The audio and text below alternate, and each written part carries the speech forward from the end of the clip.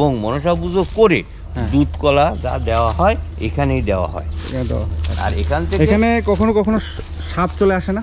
হ্যাঁ, সাপ কালকেও একটা দেখা গেছে, যা ম্যাক্সিমাম 7-8 কেজি হবে আমার তো ধারণা, কি লম্বা হবে 6 হাত। এই জায়গায়? হ্যাঁ, এই যে পাশে দেখা গেছে। ইনার নামে হচ্ছে বাড়ি। আচ্ছা, এই যে জমিদার শৈলেন্দ্রনাথ ঘোষের এই বাড়িটির নিচে এখনো রয়েছে কিছু বিশালকায় সাপ। কখনো এবং আমাদের ঘরের ভিতরেও বড় বড় সাপ থাকে, ওই ঘরের ভিতরে যেখানে আপনারা থাকেন। হ্যাঁ, আমি যেখানে বসলাম ওর উপরে। চলেন এবার সাপ কোথায় ছিল দেখাবো। বাবা, আমার তো শুনে ভয় লাগতেছে। জমিদার বাড়ির কক্ষগুলোতে এখনো দেখা যায় অদ্ভুত কিছু জিনিস। উনি কিন্তু এই জমিদার ছিলেন বাঘ, মানে বাঘ যেমন তেমন বাঘ, সাহসী ছিলেন, অত্যাধিক সাহসী ছিলেন। যে জমিদার শৈলেন্দ্র ঘোষ, ওনার রুম ছিল এটা, মানে ওনার কক্ষ ছিল এটা। হ্যাঁ, সেই দরজা, সেই সব কিছু আছে। এই যে টালিটা, সেটা সেই জমিদারি আমলের। মেরে ফেলার পরবর্তীতে একদিন রাত্রি ওই সাপে দংশন করে ওই মুসি মহিলা। 250 বছরের প্রাচীন এই জমিদার বাড়িতে সাপের দংশনে মৃত্যু হয়েছিল একজনের। এছাড়া আরো অনেক রহস্য রয়েছে একজন প্রজাবৎসল জমিদার শৈলেন্দ্রনাথ ঘোষের বাড়িতে। এখন আছি খুলনা শহরে, এগিয়ে যাচ্ছি বাগেরহাট জেলার টাউন নোয়াপাড়ার দিকে।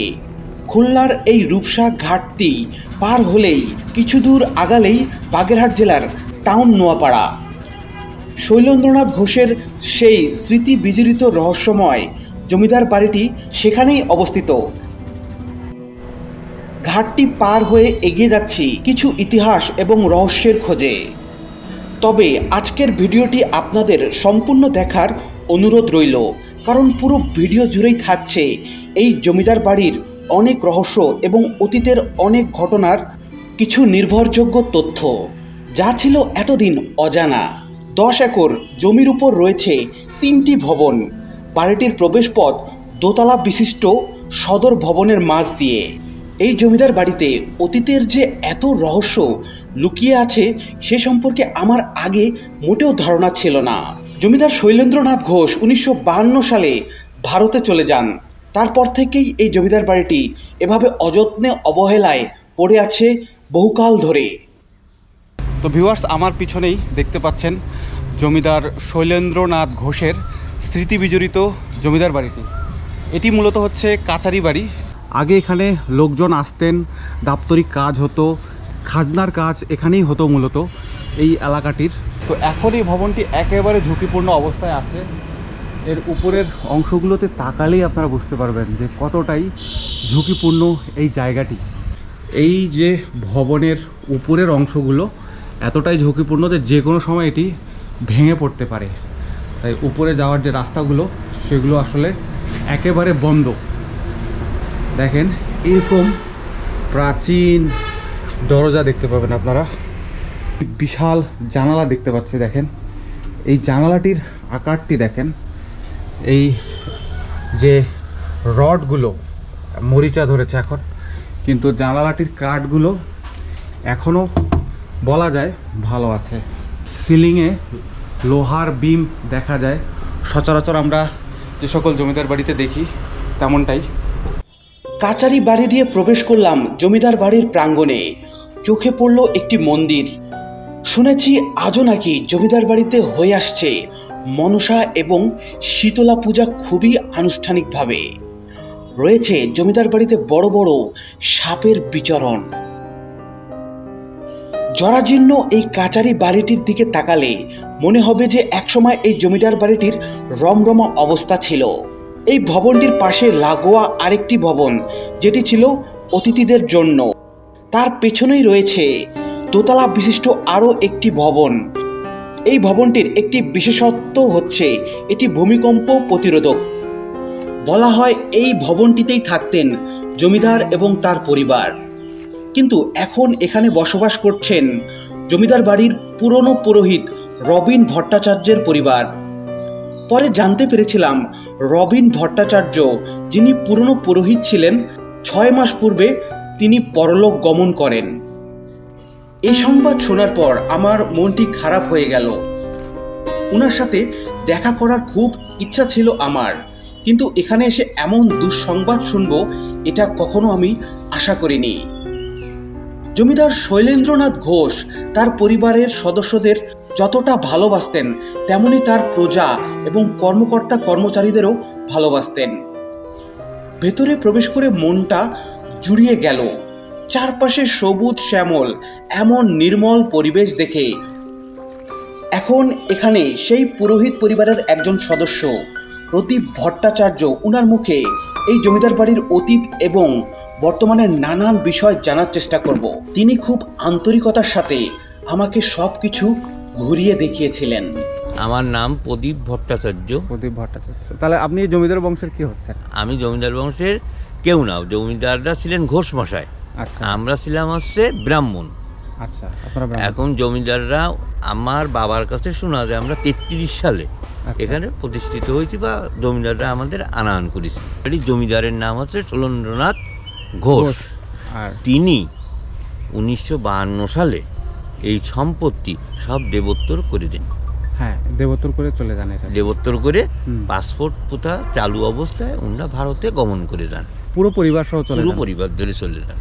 রবিন ঘোষ নামে? হ্যাঁ হ্যাঁ, আমার রবীন্দ্রনাথ ভট্টাচার্য। রবীন্দ্রনাথ ভট্টাচার্য নামে ছিলেন আমার কাকা। উনি মনে হয় কিছুদিন আগেই আর কি হ্যাঁ পরলোক গমন করেছেন। তো উনার মুখে অনেক কিছুই শুনেছিলাম। শোনা গেছে। হ্যাঁ, উনি যেটা বলতে পারবেন, আমি তো সেটা বলতে পারবো না। উনি আপনার কি হচ্ছেন তাহলে? উনি আমার কাকা। ও, উনি আপনার কাকা? আমার কাকা। আচ্ছা আচ্ছা। অর্থাৎ আমার দাদু ছিলেন, তারপর বাবা অবর্তমানে আমার দাদু, কাকা অবর্তমানে আমরা আছি। এই শৈলেন্দ্রনাথ ঘোষের সম্পর্কে আপনি কোনো গল্প শুনেছেন? মানে প্রজাদের সাথে ওনাদের সম্পর্কটা কেমন ছিল? শুনেছি। উনি কিন্তু এই জমিদার ছিলেন বাঘ, মানে বাঘ যেমন তেমন বাঘ, সাহসী ছিলেন, অত্যাধিক সাহসী ছিলেন এবং অত্যাধিক মানে কঠোর ছিলেন। আমি এই কাজ করবো, এই কাজ করে ছাড়বো, আমার প্রজা এই করবে, এই কাজ করে ছাড়বো। আমার পুজোর সময় প্রজা সে আমাকে পুজোর সময় এটি দিয়ে যাবে, যদি কোনো জায়গায় কমতি থাকতো তাহলে কিন্তু ওনার কঠোরতা ছিল।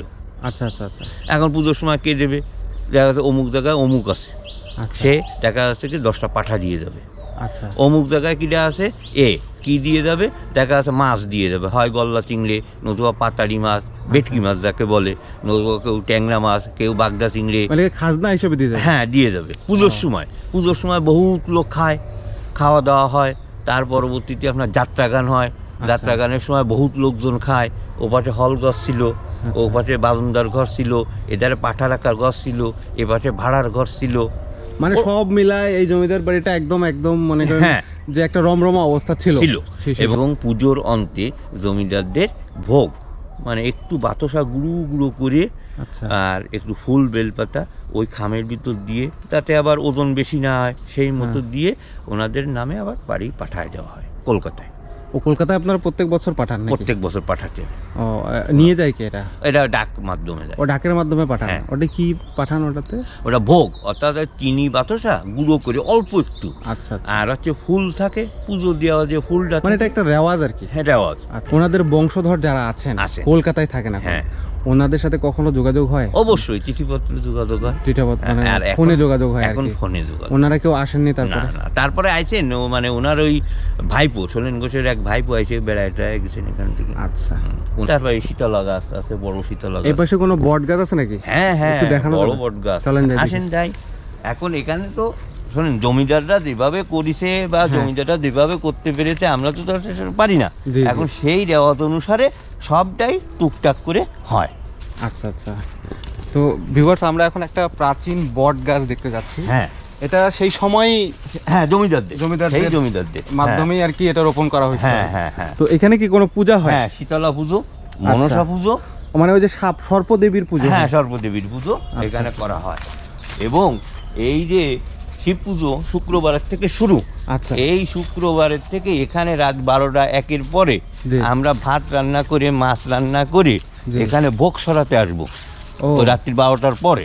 এবং ওই ভোগটা রীতিমতো রাত্রি ওখান থেকে অর্ধেক ভোগ বা 4 আনা ভোগ রাত্রি সরে যাবে, মানে যে কেউ খাবে নেবে। আচ্ছা, এটা আপনারা যে এখানে রেখে দেন নাকি? আচ্ছা, ওটা কে খায়? এটা উদ্দেশ্য হচ্ছে যে আমরা তো চিন্তা করি যে দেবতাদের কিছু, ওই যে আমার মুসলমানরা জেন পৈরি থাকে, মানে আপনাদের ওই যে তাহলে এখানে যেটা বলতে পারি আমি, মানে আপনাদেরও এরকম কিছু আছে? এরকম কিছু আছে যে তারা, যেমন ধরেন ভগবান তো খাতি আসেন না, বিশ্বকর্মা বলে নাকি? না না, বিশ্বকর্মা হচ্ছে শিল্প মানে দেবতা। আচ্ছা আচ্ছা। আর মনসা হচ্ছে সর্পের দেবতা, সর্প দেবী আর কি। দেবী মনসা দেবী, তো মনসা দেবী। আচ্ছা। আর শীতলা হচ্ছে এই ফাল্গুন চৈত্র মাসে বা বৈশাখ মাসে মহামারী রোদের জন্য শীতলা দেবীর পুজো করা হয়। তো এখানেই নাকি হয়? হ্যাঁ, এখানে। এই যে তো মনসা পূজাটা এখানে হয়? হ্যাঁ, মনসা পুজো এখানে হয়, শীতলা পুজো এখানে হয়, এবং মনসা পুজো করে দুধ কলা যা দেওয়া হয় এখানেই দেওয়া হয়। আর এখান থেকে এখানে কখনো কখনো সাপ চলে আসে না? হ্যাঁ, সাপ কালকেও একটা দেখা গেছে, যা ম্যাক্সিমাম 7-8 কেজি হবে আমার তো ধারণা, কি লম্বা হবে 6 হাত। এই জায়গায়? হ্যাঁ, এই যে পাশে দেখা গেছে।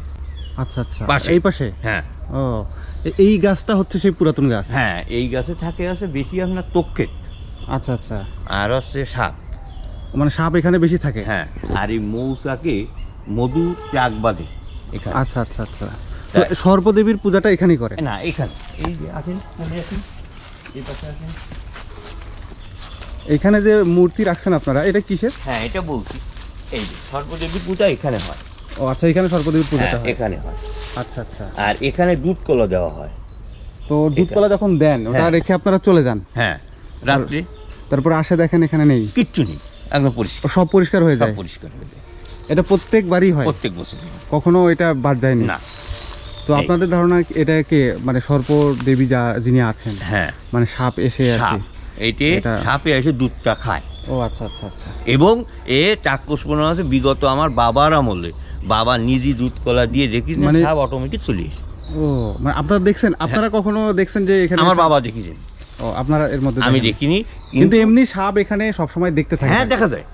আচ্ছা, মানে জায়গাটা দেখেও মনে হচ্ছে যে এখানে প্রচুর সাপ থাকার কথা। হ্যাঁ, কারণ এই যে আপনার যে গাছটা, এটা তো বহু প্রাচীন, এবং এখানে অনেক ঘন জঙ্গলও আছে আশেপাশে, তো সাপ থাকবে, এটা স্বাভাবিক। আরো আপনার আছে, কিছু নমুনা আছে। আচ্ছা, দেখো ওই যে দ্বীপগুলো আছে না, জি, ওই দ্বীপের ভিতরে থাকে। আচ্ছা আচ্ছা। আপনাদের ক্ষতি করে না তো? না, কখনো। এবং আমাদের ঘরের ভিতরেও বড় বড় সাপ থাকে, ওই ঘরের ভিতরে যেখানে আপনারা থাকেন? হ্যাঁ, আমি যেখানে বসলাম ওর উপরে, ও 2-1 সময় ঘরের ভিতরে চলে আসলে আমরা দরজা খুলে দিলি, তল দিকে বেরিয়ে চলে আসে। আচ্ছা আচ্ছা। আর এইগুলো প্রতিমা আছে, বিগত হয়ে গেছে, পুজোর পরবর্তীতে এখানে এনে রাখা। এগুলোর প্রতিমা কার? এই আমাদের বাড়ি পুজো হয়েছে না, কোন দেবীর এটা? এই হচ্ছে সরস্বতী। সরস্বতী? হ্যাঁ। আর উনি সরস্বতী, মানে ওই পুরনো হয়ে গেছে, তাই আমরা গাছতলা এনে রাখছি। পরে এগুলো কি আর কি পানিতে ভাসাই দেবে? না, এইগুলো বর্ষায় আস্তে আস্তে দিয়ে এখানে বিলীন হয়ে যাবে। ও, মানে এখানেই থাকবে? এখানেই থাকবে। আচ্ছা আচ্ছা, বুঝতে পারছি। তো এটাই হচ্ছে সেই মনসা দেবীর যে পূজা। এবং আরেকটা কি বলেন? শীতলাটা কি? শীতলা হচ্ছে এই যে কলেরা, বসন্ত, ডায়রিয়া, আচ্ছা, এই 3 মাসে, বৈশাখ মাসে এইগুলোর প্রভাব হয়। সেই জন্য আমরা শীতলা দেবীর পুজো করি। তিনি এই দেবী, মানে এই মহামারীর দেবী, বিস্ফোটকের দেবী। মানে মহামারী থেকে আপনাদেরকে রক্ষা করার জন্য শীতলা পুজো করা হয়। একটু বের হই এখান থেকে, কারণ এই জায়গাটা আমার কাছে। আচ্ছা, এবার একটু দাঁড়ান।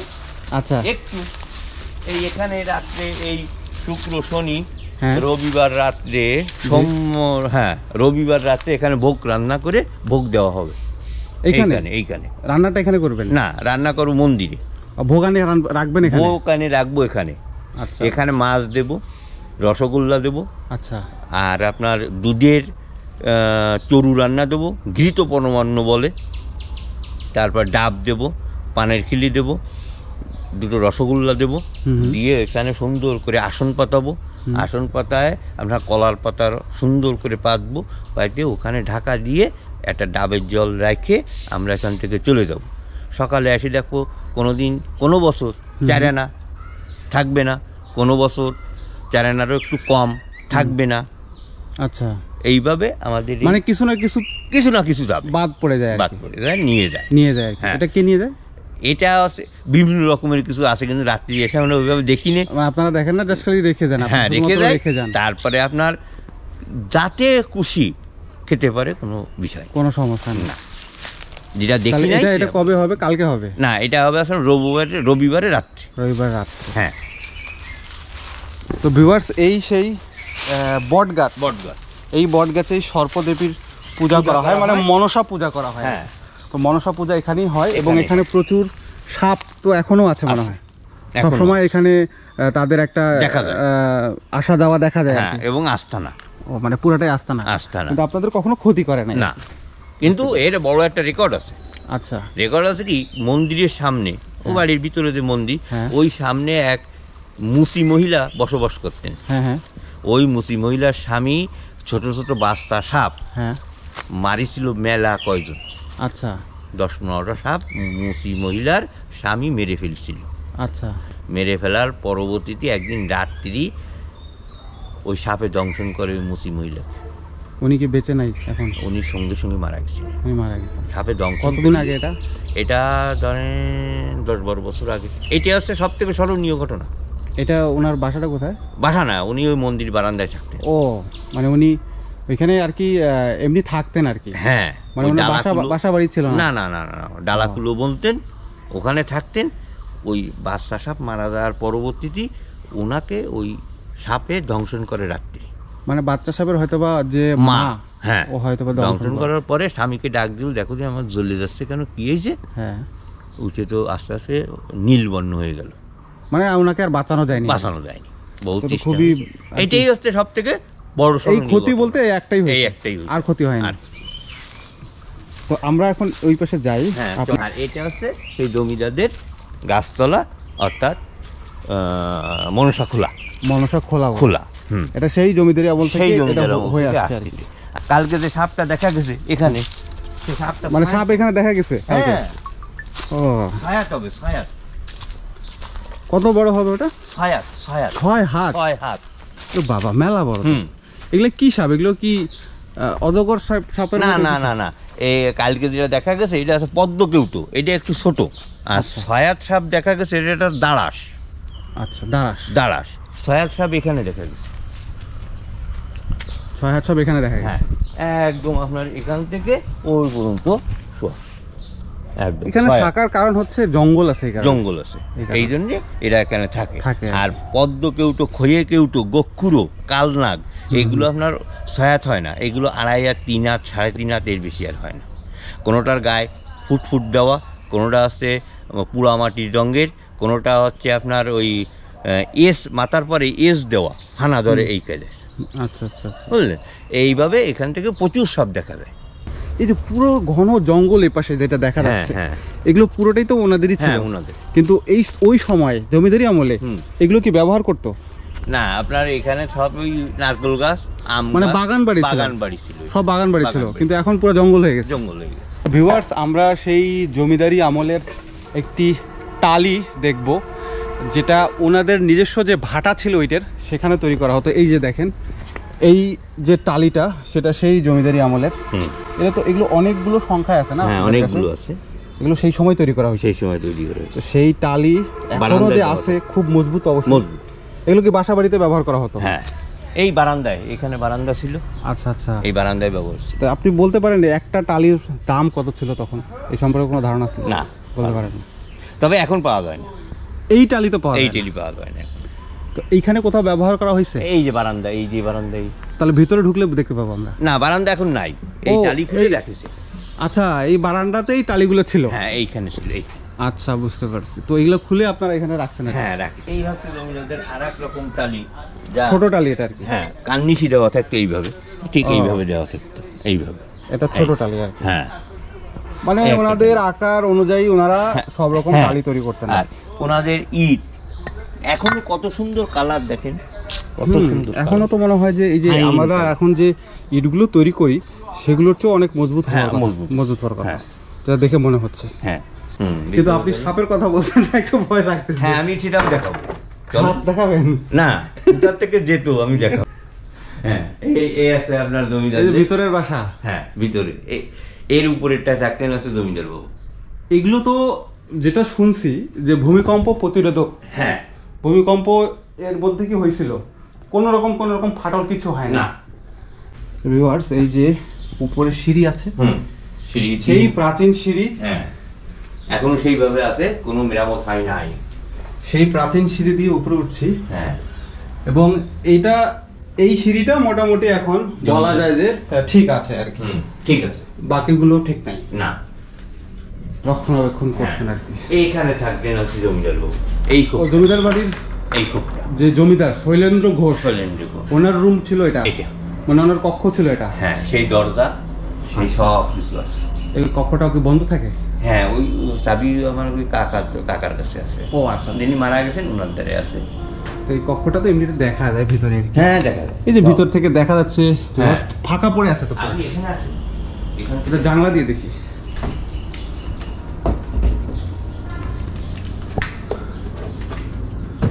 মানে উনি ওনার স্ত্রী সহ থাকতেন না উনি একাই এখানে থাকতেন? সপরিবার, সপরিবার দিয়ে এই কক্ষটাতে থাকতেন। এই জমিদার শৈলেন্দ্রনাথ ঘোষের কক্ষ ছিল এটা? কক্ষ ছিল এটা। আচ্ছা, এখানে বসবাস করত। এই কাঠগুলো তো সেই আগেকারই? হ্যাঁ সব আগে, এই দরজা টরজা সব আগে, সেই প্রাচীন যুগের কাঠ। এই এগুলোতে কি, এগুলো আছে আপনার কোনো ডাকাতি ভাঙতে পারবে না, লোহা দিয়ে যতই ইয়া করুক ভাঙবে না। লোহা কাঠের দরজা এবং লোহা দিয়ে তৈরি করা, কুড়োল দিলে কুড়োল ফেরত, ও কুড়োলে ভাঙবে না, এখনো সম্ভব না, সম্ভব না, এত মজবুত। হ্যাঁ এই খিলগুলো দেখেন, এই জমিদার আমলের খিল, সে মোটা মোটা খিল। হ্যাঁ এই দেখেন কবজাগুলো দেখেন, এই যে প্রচুর সুন্দর, মরিচা ধরেছে কিন্তু মজবুত আছে, মজবুত আছে। এই যে শিকলটা দেখেন, শিকলটাও সেই আর কি, সেই শিকল অনেক মোটা, অনেক মোটা। তাহলে এবার আসেন, এটি আছে বারান্দার টানা দেওয়া।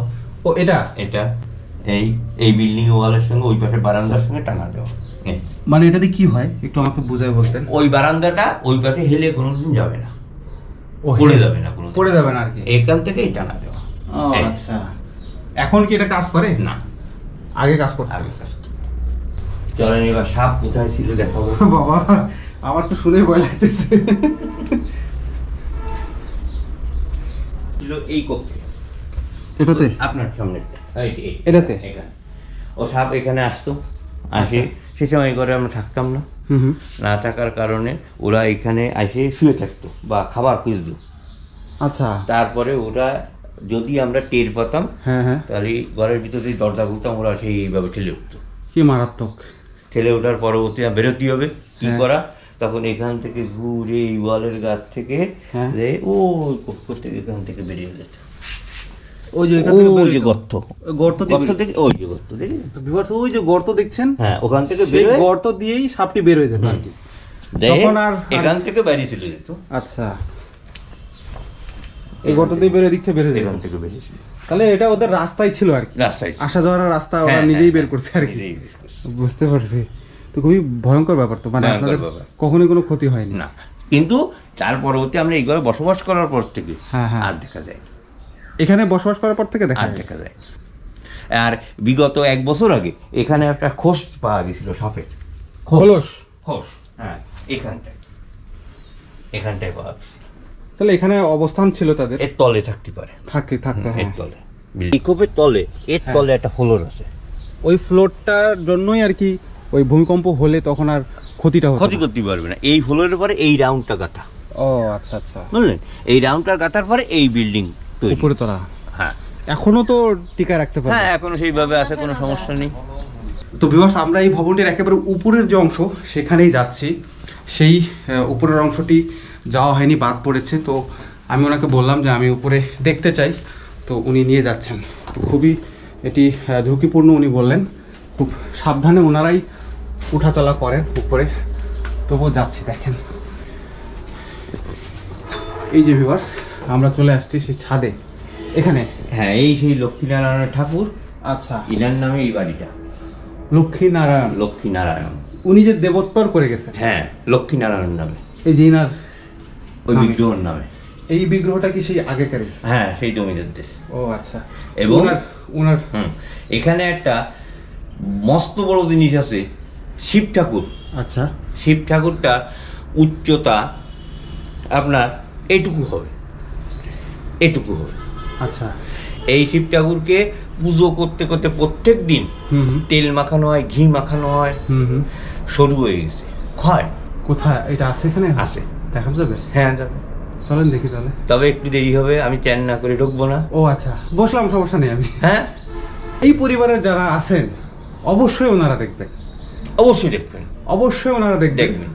ওনারা যখন দেখবেন তো ওনাদের যে স্মৃতিগুলো সেগুলো মনে পড়বে, আবার মনে পড়বে, হয়তোবা এই ভিডিও দেখে আপনাদের সাথে কথাও বলতে পারে। আমি চাই জমিদারের ছেলেরা এখানে আসে তাদের বাড়ি আমাদের কাছে নিয়ে টান্ডাই দেখাশোনা করুক, এটা আমার এখন ইচ্ছা। হয়তোবা আমি এই ভিডিওর মাধ্যমে তাদেরকে একটা পৌঁছায় দিতে পারি, অনুরোধ বা একটা আহ্বান জানাইতে পারি যে ওনারা আসেন, আসে আপনাদের বাড়ি ঘুরে যান, না বা আপনাদের বাড়ি থাকেন, আপনারাই পরিচালনা করেন, আপনারাই পরিচালনা করেন। আমাদের যদি পারেন থাকার একটু জায়গা দেবেন, না পারলে দরকার নেই, চলে যাবো, যেটা হয় খুশি চলে যাবো, বা আপনাদের অনুগ্রহে এতদিন আসি এই বাড়ি করে, এটা বড় মানে আন্তরিকতা আর কি।